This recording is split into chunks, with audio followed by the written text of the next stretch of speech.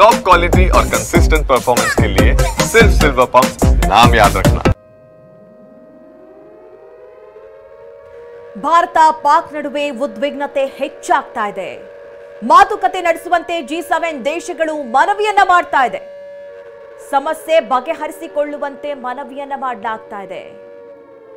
ಭಾರತ ಪಾಕ್ ನಡುವೆ ಯಾವಾಗ ಉದ್ವಿಗ್ನತೆ ಈಗಾಗಲೇ ತೀವ್ರಗೊಂಡಿದೆ ಅನ್ನೋದು ಗೊತ್ತಾಗ್ತಾ ಇದ್ದಂತೆ G7 ದೇಶಗಳು ಮನವಿ ಮಾಡ್ತಾ ಇದೆ. ಅಂದ್ರೆ ಇದನ್ನ ಇಲ್ಲಿಗೆ ಸ್ಟಾಪ್ ಮಾಡಿ, ಸಮಸ್ಯೆಯನ್ನ ಆದಷ್ಟು ಬೇಗ ಬಗೆಹರಿಸಿಕೊಳ್ಳಿ, ಮಾತುಕತೆಯಿಂದ ಈ ಸಮಸ್ಯೆಯನ್ನ ಬಗೆಹರಿಸಿಕೊಳ್ಳಿ. ಯಾಕಂದ್ರೆ ಯುದ್ಧ ಯಾರಿಗೂ ಕೂಡ ಒಳ್ಳೆಯದಲ್ಲ, ಯುದ್ಧವನ್ನ ಭಾರತ ಕೂಡ ಬಯಸಿರಲಿಲ್ಲ. ಆದರೆ ಪಾಕಿಸ್ತಾನ ಮಾಡಿದಂತಹ ಕೆಲವೊಂದಿಷ್ಟು ಕ್ರಮಕ್ಕೆ ಭಾರತ ಉತ್ತರವನ್ನ ಕೊಡಲೇಬೇಕಾಗಿತ್ತು. ಹಾಗಾಗಿ ಇಷ್ಟು ಮುಂದುವರಿಬೇಕಾಯಿತು. ಹೀಗಾಗಿ ಹಲವು ಪ್ರದೇಶಗಳನ್ನ ಪಾಕಿಸ್ತಾನ ಕಳ್ಕೊಳ್ಬೇಕಾಯಿತು. ಆದರೆ ಈಗಲೂ ಕೂಡ G7 ದೇಶಗಳು ಮನವಿಯನ್ನ ಮಾಡ್ತಾ ಇದೆ, ಇದನ್ನ ಇಲ್ಲಿಗೆ ಸ್ಟಾಪ್ ಮಾಡಿ ಅಂತ. ಆದರೆ ಪಾಕಿಸ್ತಾನ ಅರ್ಥ ಮಾಡ್ಕೊಳ್ತಾ ಇಲ್ಲ.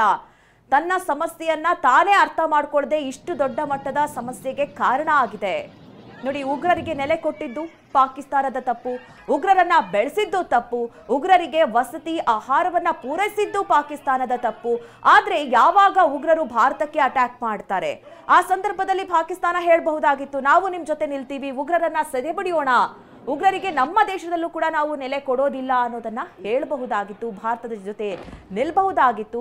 ಆದ್ರೆ ಪಾಕಿಸ್ತಾನ ಮಾಡಿದ್ದೇನು, ಒಂದು ಖಂಡನೆಯನ್ನ ಕೂಡ ವ್ಯಕ್ತಪಡಿಸಲಿಲ್ಲ ನಮ್ಮ 26 ಜನ ಹತ್ಯೆಯಾದಂತಹ ಸಂದರ್ಭದಲ್ಲಿ. ಆಗ ಪಾಕ್ ಪ್ರಧಾನಿಗಳು, ಅಲ್ಲಿನ ಸಚಿವರು ಮಾತನಾಡಿದಂತಹ ಮಾತುಗಳು ಭಾರತದನ್ನ ಮತ್ತಷ್ಟು ಕೆರಳಿಸಿತ್ತು, ಭಾರತದ ರಕ್ತ ಕುದಿಯುವಂತೆ ಮಾಡಿತ್ತು. ಹಾಗಾಗಿಯೇ ಆಪರೇಷನ್ ಸಿಂಧೂರ್ ಅನ್ನ ನಡೆಸಬೇಕಾಯಿತು. ಹೀಗಾಗಿ ಪಾಕಿಸ್ತಾನ ಈಗ ವಿಲವಿಲ ಅನ್ನುವಂತಹ ಪರಿಸ್ಥಿತಿ ಇದೆ.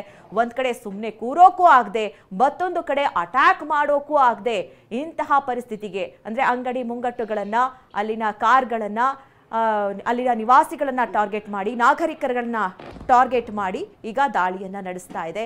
ಆದರೆ ಭಾರತ ಎಲ್ಲದನ್ನು ಕೂಡ ವಿಫಲ ಮಾಡ್ತಾ ಇದೆ.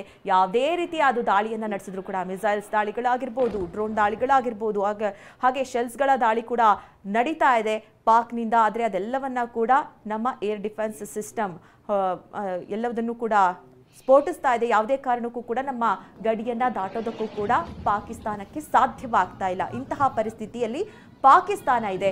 ಮತ್ತೆ ಪಾಕಿಸ್ತಾನದ ಜನರೇ ಪ್ರತಿಭಟಿಸ್ತಾ ಇದ್ದಾರೆ. ಒಂದ್ ಕಡೆ ನೂರ್ಖಾನ್ ಏರ್ ಬೇಸ್ ಬಳಿ ಪಾಕಿಸ್ತಾನದ ಜನರು ಪ್ರತಿಭಟನೆಯನ್ನ ನಡೆಸ್ತಾ ಇದ್ದಾರೆ ಅನ್ನೋದು ಗೊತ್ತಾಗ್ತಾ ಇದೆ.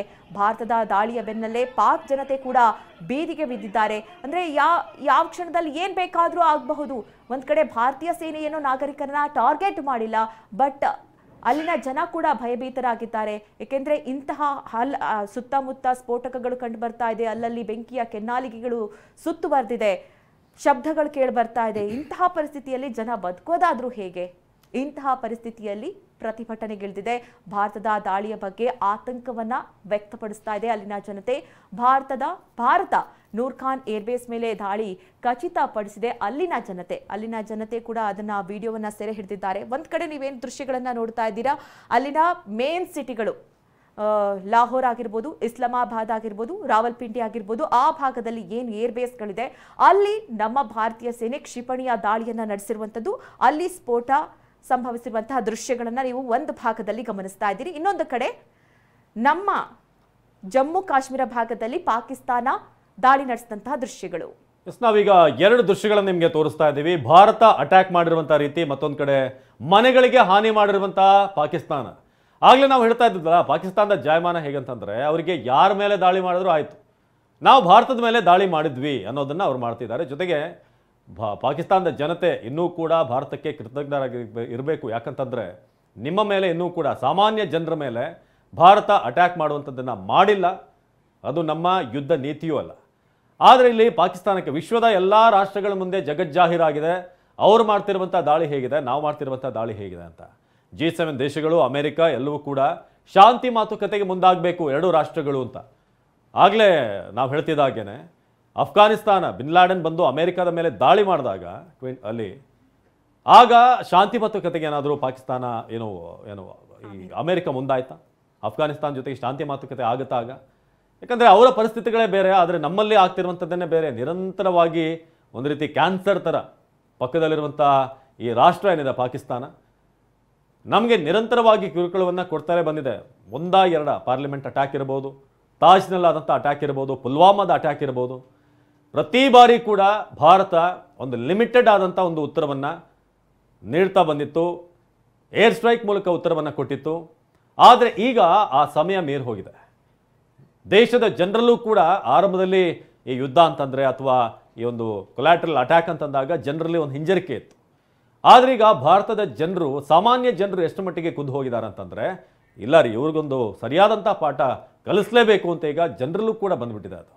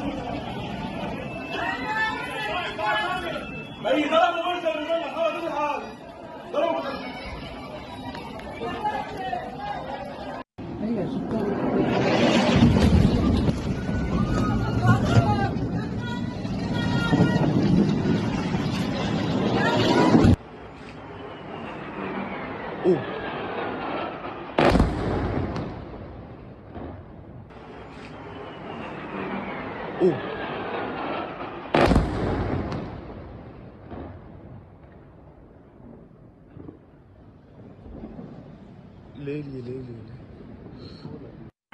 भाईजान नूर खान बेस में आके गिरा है। ये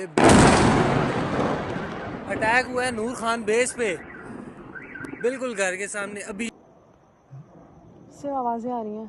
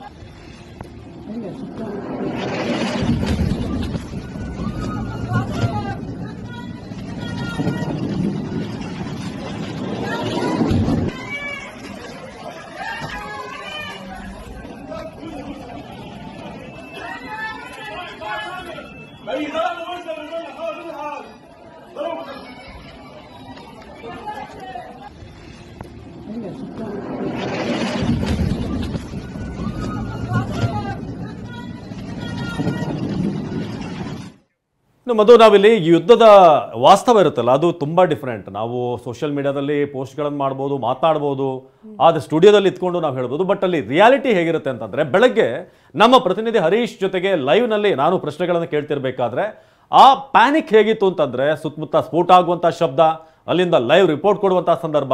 ಬನ್ನಿ ಅದು ಹೇಗಿತ್ತು ಬೆಳಗ್ಗೆ ಲೈವ್ ರಿಪೋರ್ಟ್ ಕೊಡುವಂಥ ಸಂದರ್ಭದಲ್ಲಿ TV9 ನ ಕ್ಯಾಮ್ರಾದಲ್ಲಿ ಹೇಗೆ ದೃಶ್ಯಗಳು ಸೆರೆ ಆದವು, ಏನಾಯಿತು ನೋಡೋಣ. ಪಾಕಿಸ್ತಾನದ ವಾಯು ನೆಲೆಗಳನ್ನು ಗುರಿಯಾಗಿಸಿಕೊಂಡು ದಾಳಿ ಮಾಡಿದೆ ಅನ್ನುವಂತಹ ನಿಟ್ಟಿನಲ್ಲಿ ಪಾಕಿಸ್ತಾನ ಒಂದು ಆರೋಪವನ್ನ ಮಾಡ್ತಾ ಇದೆ.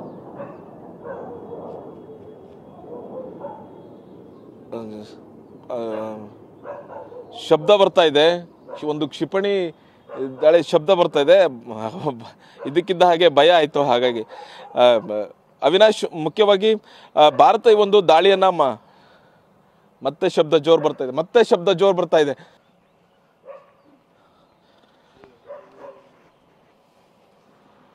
ಇಲ್ಲೇ ಹತ್ತಿರದಲ್ಲಿ ಒಂದು ಶಬ್ದ ಬಂದು ಒಂದು ಸ್ಫೋಟ ಕೂಡ ಆಗಿರುವಂತಹದ್ದು. ನಿರಂತರವಾಗಿ ಶಬ್ದ ಕೇಳಿಸ್ತಾ ಇರುವಂತಹದ್ದು, ಗುಂಡಿನ ಶಬ್ದ, ಆರ್ಟಿಲರಿ ಮಿಷಿನ್ ಶಬ್ದ ಕೇಳಿಸ್ತಾ ಇದೆ. ಪಾಕಿಸ್ತಾನ ಅಟ್ಯಾಕ್ ಮಾಡ್ತಾ ಇರುವಂತಹ ಸಾಧ್ಯತೆ ಹೆಚ್ಚಿದೆ. ಕ್ಷಿಪಣಿ, ಡ್ರೋನ್ ಅಟ್ಯಾಕ್ ಮಾಡ್ತಾ ಇರಬಹುದು. ನೋಡ್ತಾ ಇರ್ಬೋದು ಅವಿನಾಶ್, ಅಲ್ಲಿಂದ ಒಂದು ಡ್ರೋನ್ ಹೋಗ್ತಾ ಇರಬಹುದು ಅಂತ ನೋಡ್ಬೋದು.